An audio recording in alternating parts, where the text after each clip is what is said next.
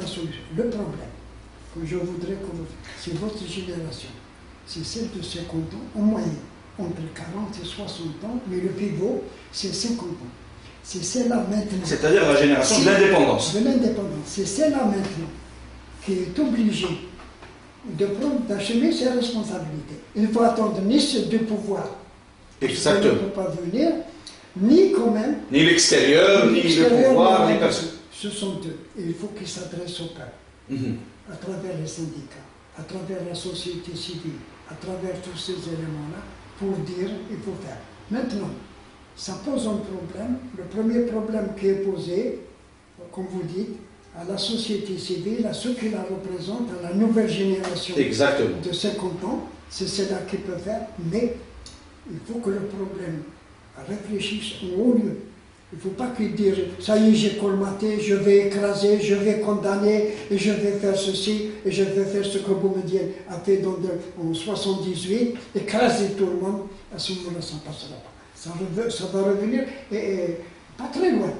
C'est pas de 88 jusqu'à 2008, c'est dans les 6 mois ou dans l'année à venir que ça va se reposer dans une situation. Mais le pouvoir ne veut pas parler à sa société. Comment vous avez vécu le fait que ni le président de la République, ni le Premier ministre, par exemple, pour ne citer que ces deux-là, vous voulez mon avis? Pourquoi ne se sont-ils pas adressés à la société? Est-ce que c'est par mépris? Par quoi? Pourquoi? Ils méprisent ce peuple. Ils méprisent ce peuple. Le président de la République, Yahya, le Premier ministre, méprise ce peuple et disent que ce peuple-là, on peut lui donner ce qu'on veut et qu'il se taise. Parce que jusqu'à présent, justement... Parce que c'est quoi? C'est un peuple mineur ou quoi? Ils le considèrent mineur, ils le considèrent quoi? Non, ils considèrent qu'ils ont la force. Vous savez, il faut voir qu'est-ce qu'il y a actuellement au niveau de l'armée, au niveau de la police, au niveau de la gendarmerie et au niveau, comment on appelle ça, ceux qui le recrutent actuellement, les patriotes. Il y a plus que la guerre d'Algérie, actuellement. Si vous prenez la police, 200 000. 262 000. Donc 30 000 ne sont pas encore mobilisés parce qu'on n'a pas où les mettre. La gendarmerie, qui était en 1992, de 16 000, elle est actuellement, elle était de 120 000, elle est de 160 000. La gendarmerie? La gendarmerie, avec les moyens sophistiqués dont elle dispose, plus l'armée, plus de 300 000, plus les patriotes. La guerre d'Algérie n'avait pas donné ça. Et de l'autre côté, on vous dit, il y a 500 maquisards ou la corruption. On n'a pas mobilisé tous ces gens-là pour les maquis, pour combattre le terrorisme. C'est pour surveiller et contrôler. Justement, sur cette question, contrôler le peuple. Exactement. Sur cette question du terrorisme, il y a un terrorisme qui continue à sévir. Comment vous expliquez qu'après toutes ces stratégies de réconciliation, après tout ce qui s'est passé, après toutes les thèses, la corruption, l'argent qui a été donné à ces repentis, on a acheté tout le monde, etc., et le terrorisme continue? Est-ce que c'est réellement un terrorisme qui défend? Parce que jusqu'à maintenant, on n'entend plus parler de revendications, j'allais dire, et de thèses de ces terroristes qui disent on doit établir l'État islamique ou la charia, on doit couper X ou Y, ou les mains, ou les bras, ou les têtes, ou autres. Maintenant, c'est quoi? Est-ce que c'est un pouvoir, avec tous ces moyens, qui est incompétent dans son travail pour justement éradiquer définitivement le terrorisme? Ou bien est-ce que la situation de la violence terroriste arrange le pouvoir? Vous savez, comme vous me l'avez dit, il faut maintenant qu'on tire des conclusions et qu'on élève le débat. Si le terrorisme n'existait pas, le pouvoir va le créer. Pourquoi? Parce que ça lui permet vis-à-vis de l'Occident de se taire sur tout ce qu'il fait en Algérie. Vous savez, c'est parce que nous luttons contre le terrorisme, vous devez nous aider. Donc même si le terrorisme n'existait pas, il va le créer. Mais réellement, sociologiquement parlant, ça c'est la raison d'être pour le pouvoir, c'est-à-dire la violence qu'on appelle terrorisme ou autre, c'est une raison d'être pour le pouvoir. Surtout mais est-ce que... Laissez-moi faire ce que je veux à l'intérieur du pays parce qu'il y a un terrorisme chez moi. Or, c'est pas vrai. C'est lui qui le crée et s'il n'existait pas, il le crée. Mais il y a également un terrorisme islamiste qui continue aussi. Il y a un terrorisme islamiste. Il faut le reconnaître, Maître Ali Khan. Mais Oui. il y a un terrorisme aussi de l'État qui existe et qui a existé au niveau des wilayas. Donc, l'Algérie, au jour d'aujourd'hui, vit sous deux types de terrorisme. Un terrorisme du pouvoir et un terrorisme de l'islamisme au nom de la religion. En disant un terrorisme de l'État, soi-disant, pour éliminer le terrorisme. Mais lui-même crée des violences pour dire au peuple c'est le terrorisme qui les crée. On l'a vu depuis 90. Deuxièmement, indépendamment, le terrorisme existe, mais le pouvoir veut le créer. Pourquoi? Pour avoir que l'Occident se taise sur ce qu'il fait en Algérie et pour avoir l'aide de l'Occident aussi. À l'Amérique, on lui dit on lutte contre le terrorisme, vous devenez deuxième. La corruption. Un pouvoir. C'est lui-même qui crée la corruption. Parce qu'il ne peut pas vivre s'il ne crée pas la corruption. Donc il ne faut pas dire que le pouvoir va lutter contre la corruption ou que le système politique, indépendamment de ce qu'il profite, il ne peut pas vivre s'il ne crée pas la corruption. Le pouvoir ne peut pas vivre. Donc c'est le pouvoir qui crée la corruption. Et il est obligé d'instaurer la corruption, sinon il ne peut pas vivre. D'accord. Il faut retenir ces deux choses-là. Bon, moi je respecte cette analyse, ce point de vue. Mais, non, c'est la réalité, on la retrouve sur le terrain. Non, je veux dire concernant le terrorisme. Oui. Il y a un terrorisme officiel. La terreur, c'est une terreur sur le plan politique, sur le plan des institutions, sur le plan de liberté, sur le plan etc. En plus des structures dont vous avez parlé, que peut créer le pouvoir par-ci, par-là. Et il y a également un terrorisme de nature religieuse ou autre qui se réfère à des préceptes religieux, islamiques, etc. Est-ce que vous ne pensez pas que ces événements-là, il y a une nouveauté, parce que les émeutes de janvier 2011 sont d'abord d'un type, en termes sociologiques, d'un type nouveau. Et deuxièmement, une génération nouvelle qui est née dans la violence et qui a évolué dans la violence, aussi bien islamiste que celle du pouvoir. Et troisièmement, c'est des émeutes et c'est une population nouvelle qui a dépassé aussi bien le pouvoir que l'islamisme, que les démocrates, que tout le monde. Ça l'a dépassé tout le monde. Vous m'avez parlé tout à l'heure des conséquences de cette situation. Oui. Les conséquences, c'est que les maquis vont être alimentés par les jeunes maintenant. Pourquoi? Parce que les jeunes qui sont dans les 48 wilayas, qui sont poursuivis, qui demain vont être appelés par la justice, qui sont actuellement. Certains ont été arrêtés, certains vont être encore arrêtés. Ces gens-là, qu'est-ce qu'ils vont faire? Ils vont monter en maquis. Pourquoi? Parce qu'il va dire, moi je préfère, demain, mes frères ou ceux avec qui j'ai travaillé, ils sont actuellement en justice, poursuivis par la justice, mais moi, je vais aller au maquis.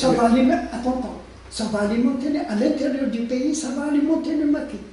Des gens qui ont peur, peut-être qu'ils ne vont pas être arrêtés, mais lui-même, il est chez lui maintenant, il est chez lui actuellement, mais il va dire demain, ou cette nuit, la police va venir me chercher à minuit, comme ils sont venus chercher, vous savez, des gens à minuit. Ce sont les pratiques des années 70. Ou bien ce bonhomme-là, il va essayer de partir, de se sauver à l'extérieur, ou bien il va monter au maquis, même s'il n'est pas d'accord.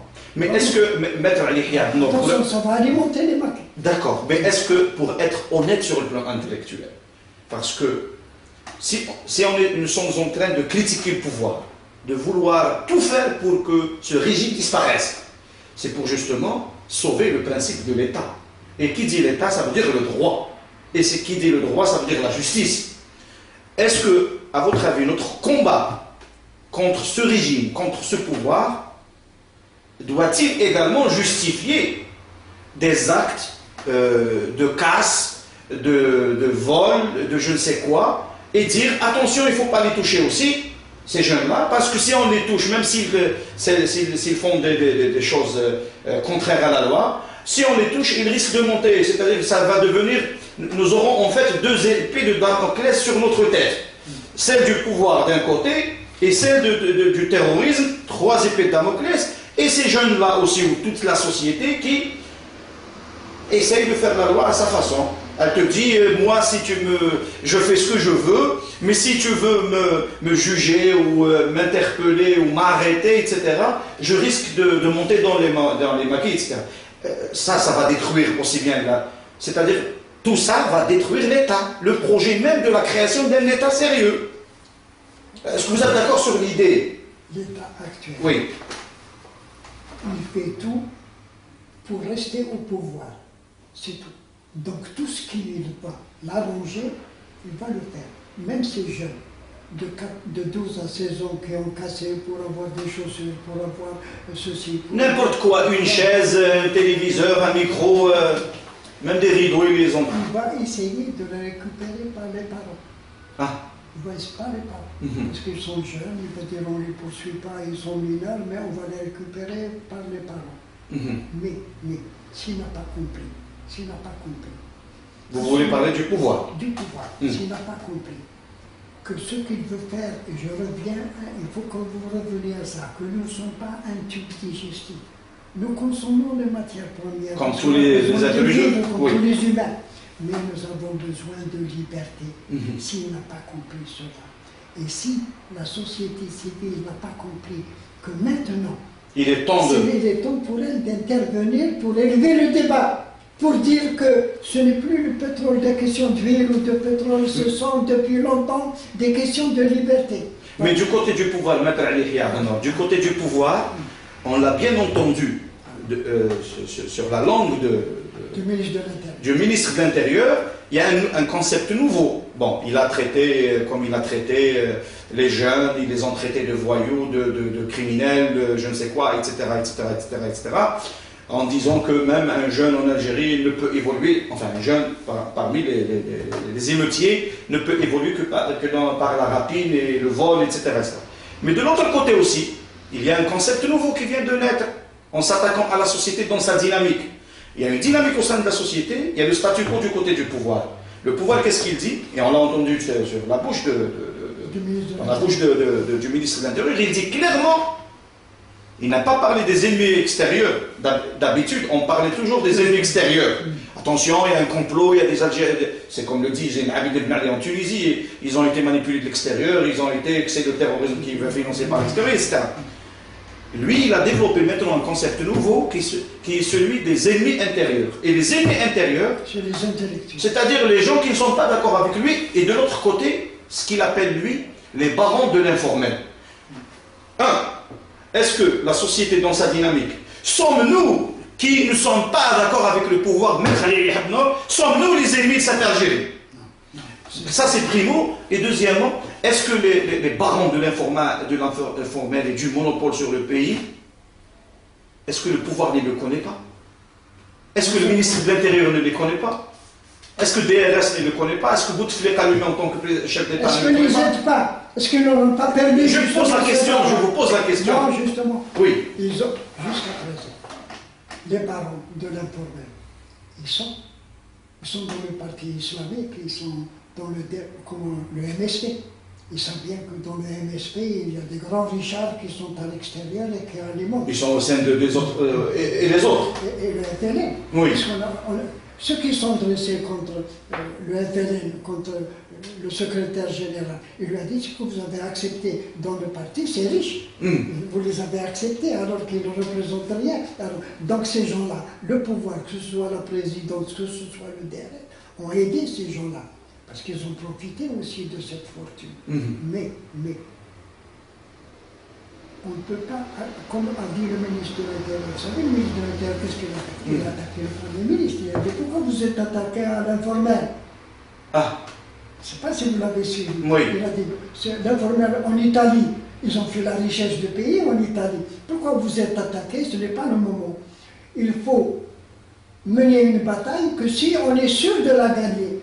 Comme on n'est pas sûr de gagner la bataille de l'informel, et ils sont revenus. Ils ont permis maintenant aux gens, vous pouvez ouvrir, vous pouvez le faire. Mais ce n'est pas la solution. Parce que c'est ça, c'est contre le vrai État. Et comme je vous ai dit, cet État actuellement, il a supprimé d'abord toutes les institutions de l'État. On ne peut pas dire qu'il y a une Assemblée nationale ou un Sénat. Qu'est-ce que c'est que l'Assemblée nationale ou le Sénat? C'est tous les partis politiques, y compris les droits de la présidence, on met ce dont ils voulaient se débarrasser comme députés et comme sénateurs. Pour là-bas, manger. Donc, qu'est-ce que c'est que le Sénat ou les députés?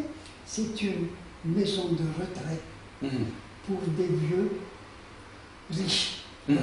Mais ils ne s'occupent pas de la gestion ou bien d'intervenir, de désigner des commissions pour savoir si ça marche pour la corruption, pour l'informel et tout ça, ça ne va pas. Donc, le problème qui se pose actuellement, je pense que c'est arrivé. Ou bien, le pouvoir considère qu'il a réglé, et le ministre de l'Intérieur, c'est ce qu'il a voulu dire. Le problème est réglé. Maintenant, on va vous aider. Ça va revenir dans 6 mois. Parce que c'est des problèmes politiques qui vont se